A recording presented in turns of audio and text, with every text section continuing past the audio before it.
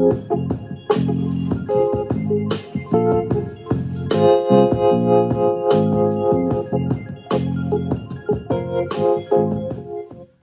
up, good people? Good people. I am the man, J Bone. Boy, man, We are two regular brothers. just doing the podcast. Two regular brothers just doing a podcast, man. I'm gonna get right into it, man. It's a couple issues we're gonna talk about today. And we apologize, we're a little late. We didn't hit y'all last weekend, but we back. So we're gonna keep this going. One of the things that went on last week was there was a murder, a vehicle homicide, where a gentleman ran over a policeman, actually ran over a county sheriff and killed him. So his name is Rodney L. Hinton, and he is an Ohio father who is charged with fatally striking a deputy with a car after his son was killed in a police shooting. And so the issue is his son was killed in a police shooting, and the police had him and his family, had the father of the killed teen in to view the video, Footage. the camera, the camera from the officers. What do you call that? Body cam. Yeah, the body cam. Yeah, the body cam. Man, Yeah. couldn't take that shit. Yeah, it's from the body. Yeah, so he viewed the footage of the shooting that came from the police's body cam, and according to family and according to police that was there in the office, allowing him to view the shooting, he was visibly upset and left, and then got in his own vehicle and Played bumper car. ran over a Hamilton County Special Deputy Larry Henderson was his name. That's the dude. That's the officer that he ran over. Now, it's a lot. It's a lot with this, man. So a lot of people, including me, right away, I'm thinking as a parent. Pick a side. Yeah, I'm thinking as a parent who will be upset about his child being murdered or killed, however you want to look at it, and then man responding. You know what I mean? So, but it's a lot going on with it. So the other issue is, my thing is, what did the dad see that made him, other than seeing his child killed? I mean, what did he see? Did he see something illegal that had transpired that made him visibly upset? Or like I said, was it just the fact that seeing his son being shot? Another black man getting killed. Yeah, and It could have been any of those variables. so it's a lot of things, man. So the police, so I'm gonna start with, I wanna start with the shooting itself. Right. So. They stole the car. Cause right now, man, we all, and everybody, man, the media especially, is just focusing on the fact that this black man ran over the police officer, or the deputy. So anyway, so Facts. him and three other teens, the police claim it was four of them, four juveniles, four teens that had stole a car from Kentucky.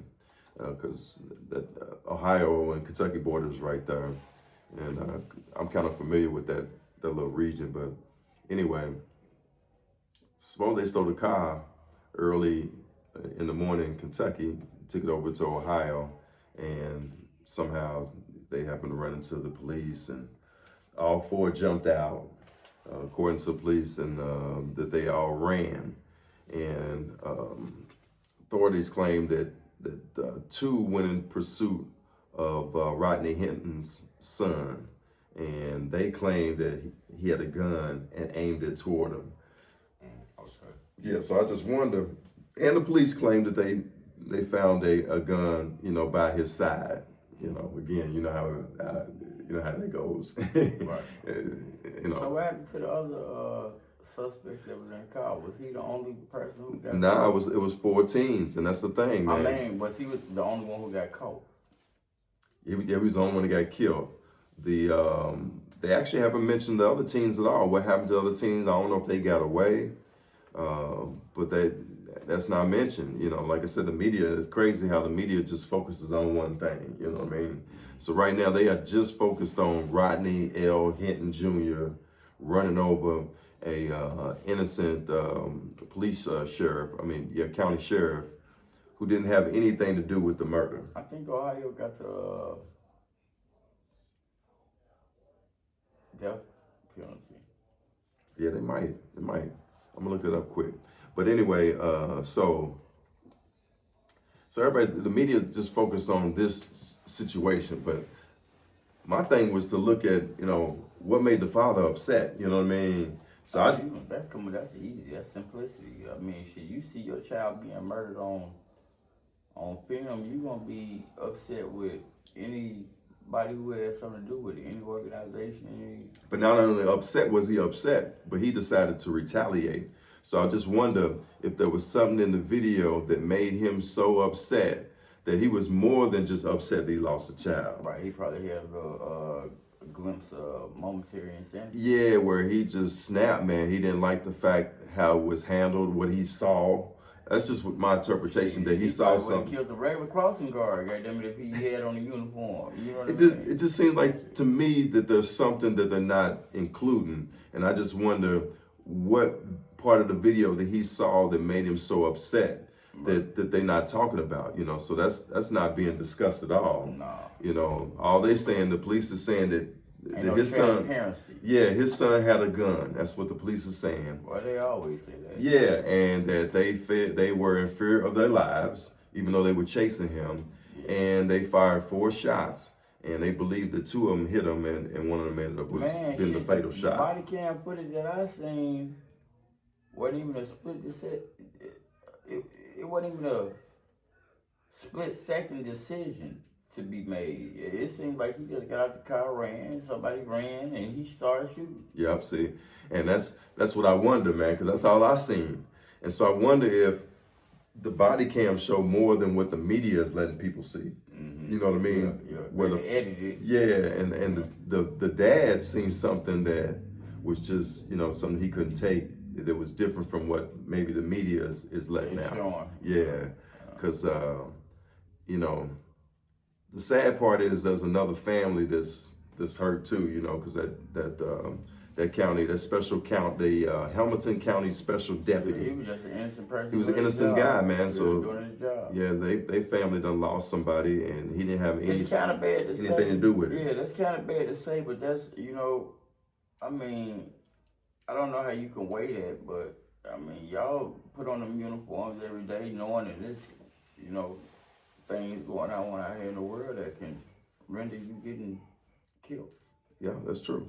You're not coming home every day. I think that's why you put on a uniform, because there's a possibility that you won't come home every day. It's true, but it's tough in this situation, man, because he wasn't in a position where to actually. Yeah, he was doing something for a graduation. He was the crossing guard, so he wasn't even technically in the line of duty. You know what I mean? Right. He just performing a civil service. Right.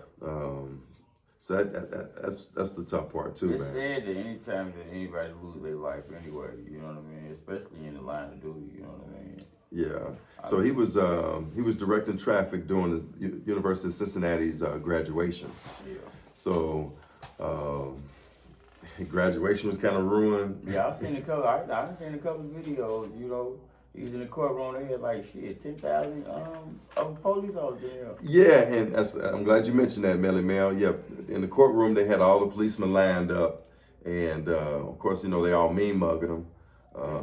Yeah, they was, man. They gave him the death stare. He got the death stare. If everybody can get a pinch, he'd be dead right now. Yeah, already. If they all could have took a shot at him, man, he would not be alive. One swing apiece. You know what I mean? So I'm glad you mentioned that, because Rodney Hinton, actually a representative for Rodney Hinton, has actually filed a federal civil lawsuit, man. They seeking $25 million. And the reason why they claim that he's been wrongly held captive, and so he's actually suing. So we got Benjamin Crump. I don't know who it is, but his lawyers don't support it. They saying that's not their idea, but somebody in the community that's supporting Rodney Hinton filed Yeah, because I see that he got a lot of organizations. I seen some the Black Panthers down there. Yeah, so they filed a civil suit on his behalf. The civil suit alleges that Hinton was physically assaulted by police after they took him custody on May 2nd, and he appeared to be visibly beaten during his court appearance last week. It also says that multiple officers were present during the hearing, which we know, creating an atmosphere of fear, surveillance, and intimidation. Yeah. So that's what they suing for. And I mean, let's be honest, they were there to intimidate. They were there to... I don't see no other reason for I ain't never seen that many police officers in one place unless somebody was getting buried. Yeah, man. So they were there to show... intimidation. To intimidate and to stand with one another, you know, losing a fellow officer who was innocent. So they Say he told him, yeah, he done too. Just like my son done, he done too. And he's also suing for unlawful imprisonment, alleging that he was detained unlawfully, without due process and without a valid conviction. Yeah, definitely. As well as a conspiracy to deprive rights, intimidation, excessive force, emotional distress, and breach of oath of office. So that's what he's suing for. I didn't know until a couple of years ago that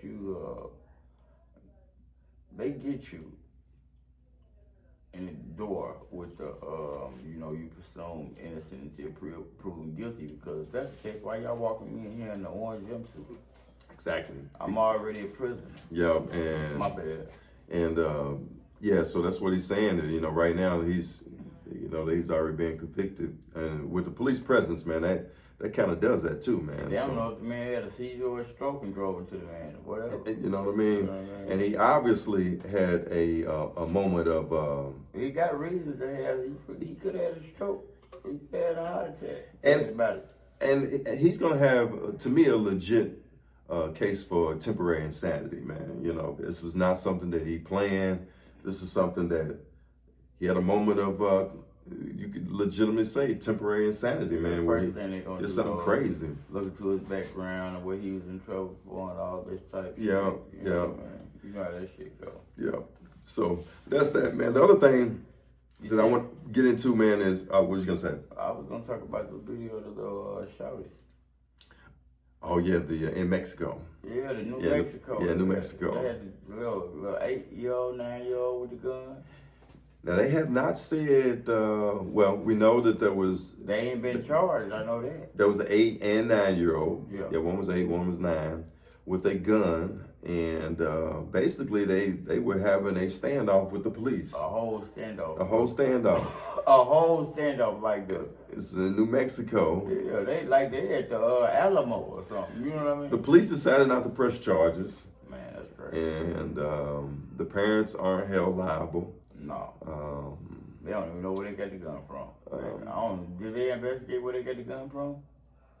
Yeah, they did not know where they got the gun from. Yeah, they said at the time they did not know where the kids got the gun from. So I'm assuming it wasn't the parents. It wasn't the parents' gun. But to me, it's crazy if you watch the video. The police fired a shot. Man, please, some shots. Yeah, the police fired. I was scared for the kids after a minute or two. They fired 2 shots. And damn, they hit the little boy in the head. You ready to take Shorty out? Yeah, and of course the kids were scared. And but I haven't heard anything other than, you know, what the immediate report was that these 8 and 9-year-old had a gun, had a standoff with the police, and the police used a drone. They used a drone to video the whole thing. That's where they got the video from. Yeah, y'all gotta go look it up. Yeah, so you two that 8, 9-year-old have a shoot off with the New Mexico police. Yeah, look it up. And police actually fired 2 shots at the kids. And yeah, man, you take it. Shit, I don't want it no more. Take the gun. Of course, the kids didn't know what to do. They just stood there and then finally put the gun on top of like a little thing, a little box or something. put the motherfucking Jake the Snake on one of them kids. DDT'd him. You know what I mean? It goes to show you, man, that the police, they fear for their safety in every single situation. 8, 9 years old. And their reason for shooting at people is always because they fear for their life. So that means that 2 cops fired, or somebody fired 2 shots at 8, 9-year-old kids because they must have feared for their life. Man, scared to death. Even though they know they was 2 8, 9-year-old kids, they feared for their life, and They were scared to death. and they decided to go pop, pop. Yeah. Hey, but the other thing I want to get into, man, is we got to talk about the Diddy Combs trial. It has started. Dr. Love. It started this week. It actually started on Monday, I believe, and or Tuesday, and it continues, man. And the prosecution's main before the trial started was that witness number 1 was going to be their main and key witness, and based upon witness number 1's testimony, they felt that P.Diddy, they would be able to prove all the charges against P.Diddy, which is, numerous, from... Man, he got everything. Sodomy. from trafficking, sex trafficking, prostitution. assault, you know what I mean? It's numerous charges, and... He a pimp and a simp. Yeah, man, and they claim, like I said, man, that the prosecution claims that witness number 1 is going to be... Witness number 1 was a key witness to their case, and was going to be able to prove So was Cassie a lot of that, man. Was she the witness number 1, or was it the Rod dude? No, Cassie is witness number 1. She's witness number 1. Well, she was with him the longest. Yep. And man, Ain't looking good for the dealer. now it's the opposite, man. You think it's looking good for him? It's the opposite to me. You think you're gonna get out? I mean, if you just had to get out, If they had to make a decision today, I would say that man would get off. Oh, okay. Yeah, he would get off because the defense team, man, his lawyers, man, they doing a job. They doing work. They basically even with her saying that he was forcing her to have sex with her sons and shit.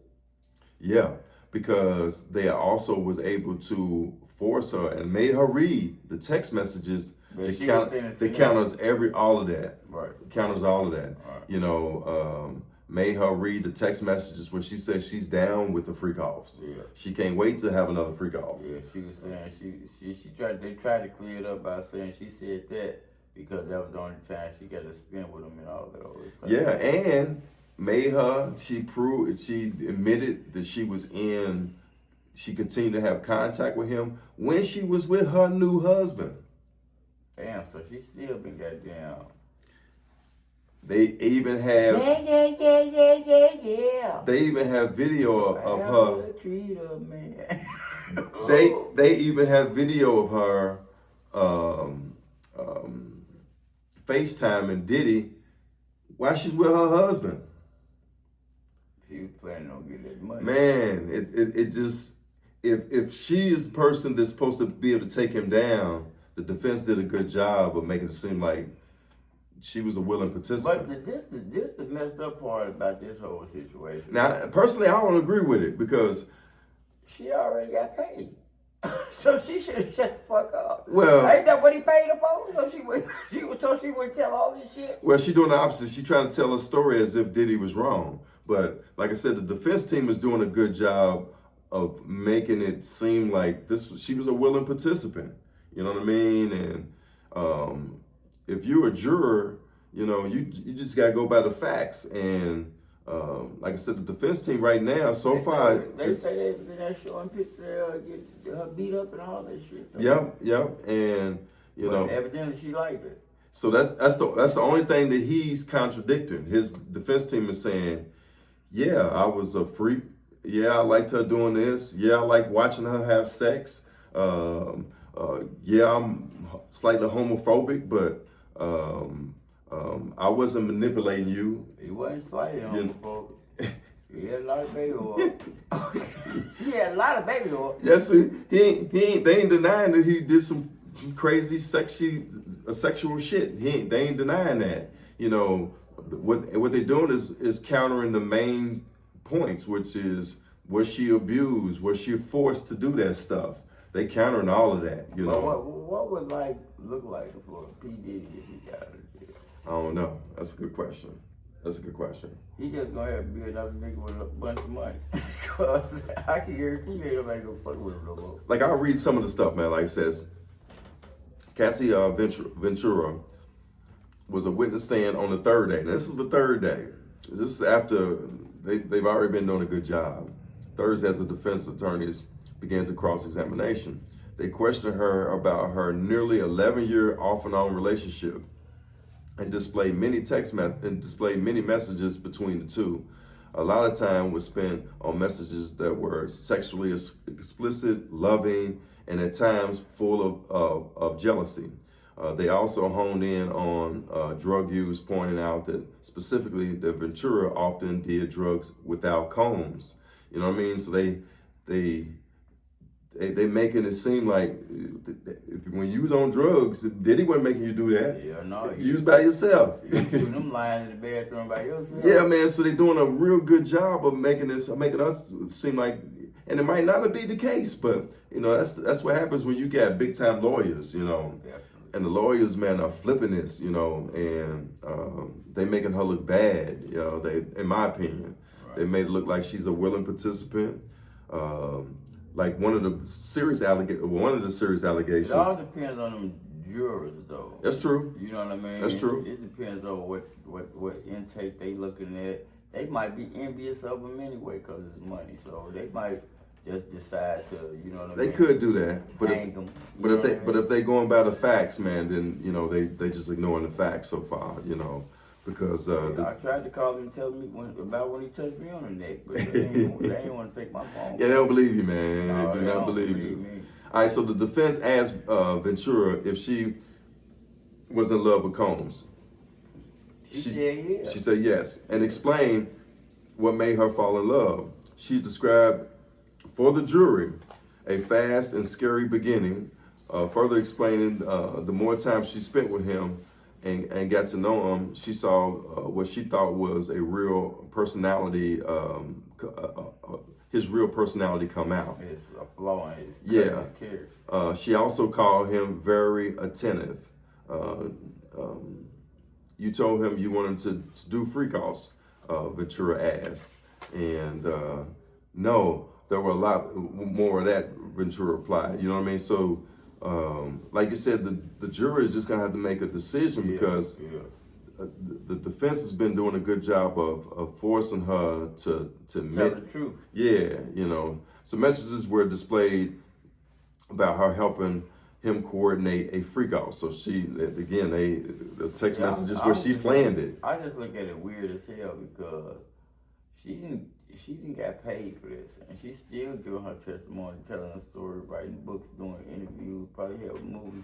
You know what I mean? So it's a text message out there where she was coordinating the freak off. So they proven that she was doing it. She was doing it. So Combs. But she's saying she was coerced to do it. Exactly, and that's what I'm saying. The defense has been doing a good job of saying, how can you be coerced if you planned it? You know what I mean? Right. So Combs wrote specifically for which a specific escort could be there.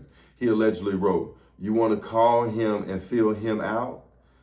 She replied, "Yeah, I can do that." You know what I mean? So, but was she doing that because she thought she was going to get her ass whooped? It could be. And that's what I personally think. You know what I mean? I think she was trying to satisfy him before it got to the point where he was mad. Yeah, we're talking about somebody that's been emotionally and physically abused for years. You know what I mean? Right. So they liable to do anything, man. We know for a fact that people have admitted to committing crimes they didn't commit in just a few hours, you know, under police distress, you know what I mean? So I can see somebody, you know, for years being under emotional or physical abuse, you know, eventually just caving in and doing a lot of these things, you know. So to me personally, I would look further into it, but you know, jurors could just be simply just going with the facts. And facts is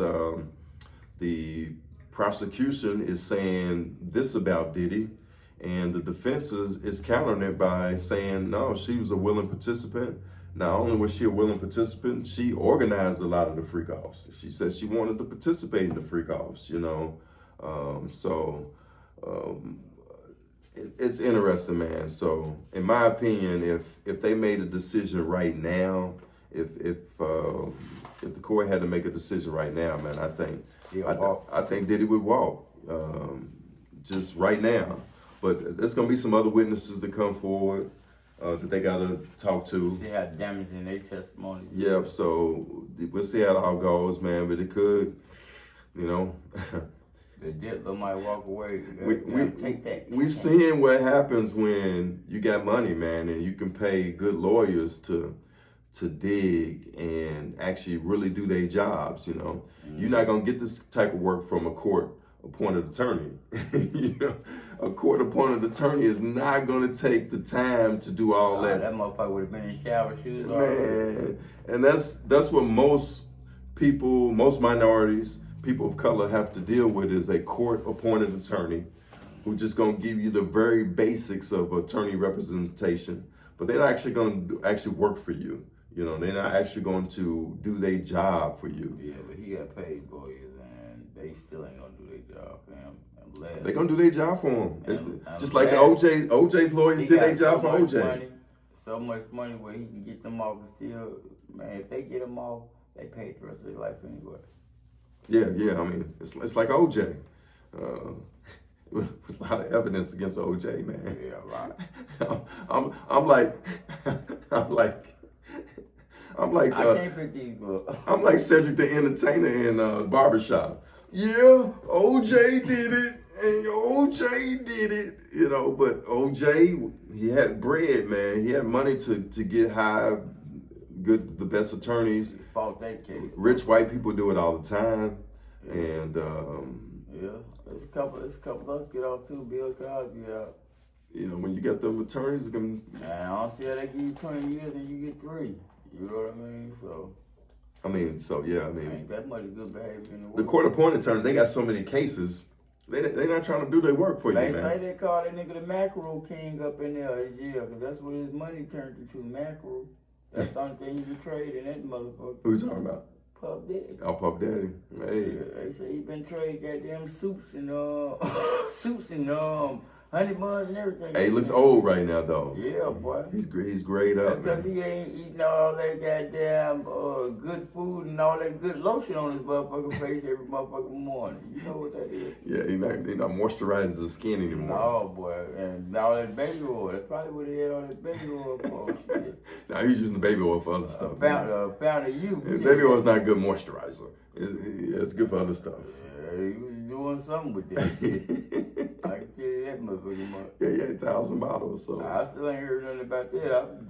I remember they talking about he had drugs and that. I ain't heard none of that in the court yet. Oh yeah, they did. Yeah, it's in the court. Yeah, they found drugs. Yeah, they definitely found drugs. Yeah, that's in the court records. Again, that's stuff that the jurors gonna have to decide. Yeah, I mean, and again, that's not something he really denying. Like, you know, somebody like him, man, that's... Yeah, I put hair on in the baby oil. No, what I'm saying is, he can...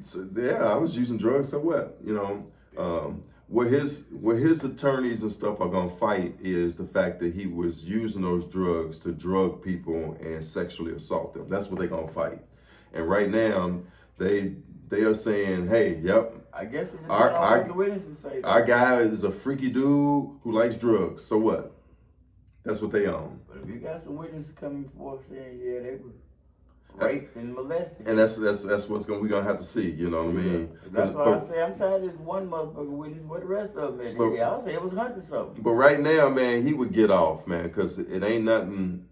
I mean, it's illegal to use drugs, but if you got money, you can admit to using drugs and accept that little bit of that time, or they might just give you go to rehab for that. So he like, yeah, I was a freaky dude that liked drugs. So what? But I wasn't abusing her. I didn't manipulate her. I didn't force her to do nothing that she didn't want to do. And Well, why you pay a $30 million? that's a good question. So well, that's something we have to get at to y'all on another day. But those are the two topics, man. 3. So we're gonna get out of here, man. And what do you always say, Melly Mel? Man, we out. We are out.